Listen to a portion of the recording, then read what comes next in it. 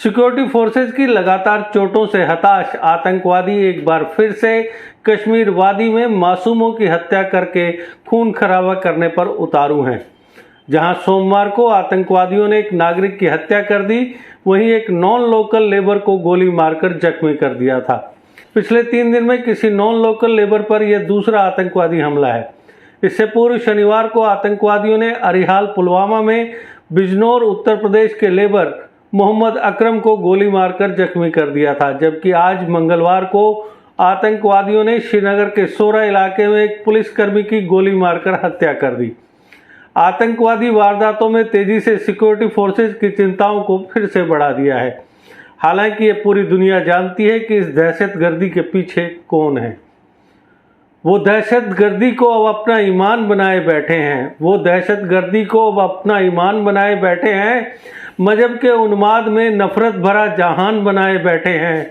बनामे दीन ये हैवानगी अच्छी होती नहीं कभी यारों, जो दहशतगर्दों को अब अपना भगवान बनाए बैठे हैं। दर्शकों, जेके अपडेट प्राइम टाइम में मैं प्रशांत भारद्वाज आपका स्वागत करता हूं। आज के प्राइम टाइम में चर्चा कश्मीर में फिर से बढ़ रही आतंकवादी वारदातों पर। कश्मीर में सामान्य होते हालात और वादी में इन्वेस्टमेंट की संभावनाएं तलाशने आए हुए गल्फ कंट्रीज के इन्वेस्टर्स के डेलीगेशन की मौजूदगी से हताश आतंकवादियों ने हालात बिगाड़ने के लिए वारदातों में तेजी लाना शुरू कर दिया है। गत सोमवार को बड़गांव में आतंकवादियों ने एक नागरिक की हत्या करने के अलावा पुलवामा में बिहार के एक श्रमिक को गोली मारकर जख्मी कर दिया। पुलिस ने समर कैपिटल समेत वादी के प्रमुख शहरों और कस्बों में सिक्योरिटी सिस्टम टाइट कर दिया है। संवेदनशील इलाकों में सिक्योरिटी फोर्सेज की गश्त बढ़ाई गई है।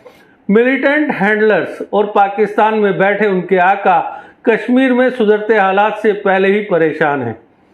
गल्फ कंट्रीज के डेलीगेशन की कश्मीर में मौजूदगी उनके एजेंडे की नाकामी साबित करती है, इसलिए वह लोगों में खौफ पैदा करने और हालात बिगाड़ने के लिए आम नागरिकों को निशाना बनाने में लगे हैं।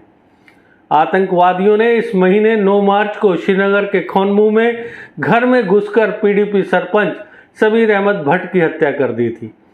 2 मार्च को कुलगाम जिले के कुलपुरा सरांड्रो इलाके में निर्दलीय पंच मोहम्मद याकूब डार की गोली मारकर हत्या कर दी गई। ऐसा नहीं है कि सिक्योरिटी एजेंसियां कुछ नहीं कर रही हैं, बल्कि उन्होंने साउथ कश्मीर में एक्टिव आतंकवादियों और उनके ओवरग्राउंड वर्करों की एक लिस्ट तैयार की है। इसमें 40 आतंकवादियों के अलावा 125 ओवरग्राउंड वर्कर हैं। वहीं दूसरी ओर अब तक इस महीने 150 के करीब ओवरग्राउंड वर्कर्स को गिरफ्तार किया जा चुका है। उनसे हथियार और गोला बारूद भी बरामद किया गया है। आतंकवाद के लिए फंड जुटाने वाले कश्मीरी कारोबारियों, अलगाववादियों, पाकिस्तान में बैठे आतंकवादी संगठनों पर अब और कड़ा शिकंजा कसा जाएगा। आतंकवादियों के लिए फंड जुटाना अब आसान नहीं होगा। 2 दिन के दौरे पर जम्मू कश्मीर आए गृह मंत्री अमित शाह सिक्योरिटी एजेंसियों को इन लोगों पर कार्रवाई के लिए पूरी छूट देकर गए हैं। शाह ने टेरर फंडिंग के सभी नेटवर्क ध्वस्त करने को कहा है। आपको बता दें, पिछले साल 3 करोड़ रुपए की भारतीय करेंसी बरामद की गई थी, जो टेरर फंडिंग के लिए आई थी। सूत्रों के मुताबिक जेल में बंद अलगाववादी नेता मशरत आलम, यासिन मलिक, शबीर शाह, बिट्टा कराटे जैसे लोगों के कांटेक्ट में अब भी बहुत लोग हैं, जो देश और विदेश में बैठकर इनके इशारों पर फंड जुटा रहे हैं। एनआईए और तमाम इंटेलिजेंस एजेंसियों के पास कुछ लोगों के नामों की लिस्ट भी है, जो सीधे रडार पर हैं। इनके ऊपर जल्द ही कार्रवाई हो सकती है। इसके अलावा राजौरी, पुंछ, कुपवाड़ा और पंजाब के कुछ लोग आतंकवादियों के लिए फंड जमा कर रहे हैं। कुछ लोग पंजाब की जेलों में भी बंद हैं, जो आतंकवादियों के लिए फंड जुटा रहे हैं। अमित शाह को सुरक्षा एजेंसियों ने इसकी जानकारी दी है।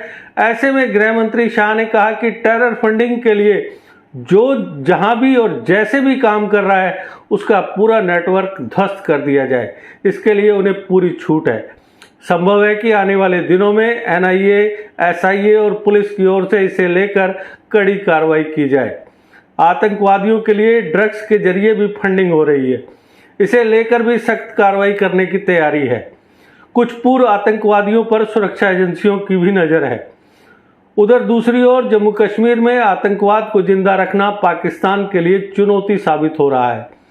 उसकी साजिशों के बारे में लोग धीरे धीरे उसकी असलियत जानने लगे हैं। ऐसे में पाकिस्तान नई चाल चल रहा है। अब पाकिस्तान ने जम्मू कश्मीर में 3 दशक से चल रहे सीमा पार से आतंकवाद को भड़काने के लिए अपनी रणनीति में बदलाव किया है।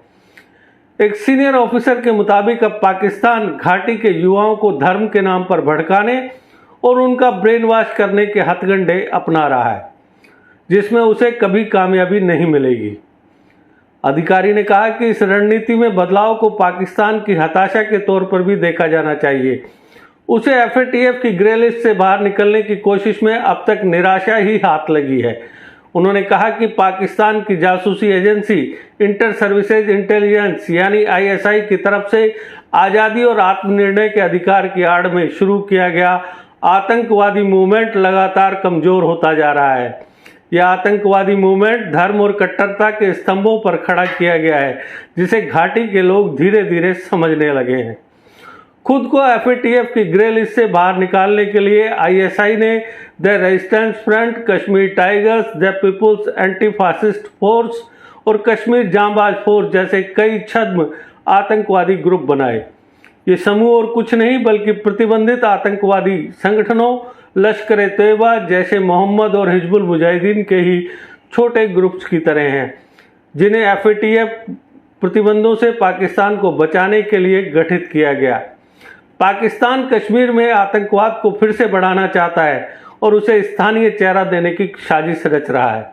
जम्मू कश्मीर में सीमा पार आतंकवाद की अपनी लगभग 3 दशक लंबी रणनीति में बदलाव करते हुए पाकिस्तान एक बार फिर इस केंद्र शासित प्रदेश में युवाओं को धर्म के नाम पर बरगलाने और धार्मिक भावनाओं को बेस बनाकर उन्हें उकसाने की चाल चल रहा है।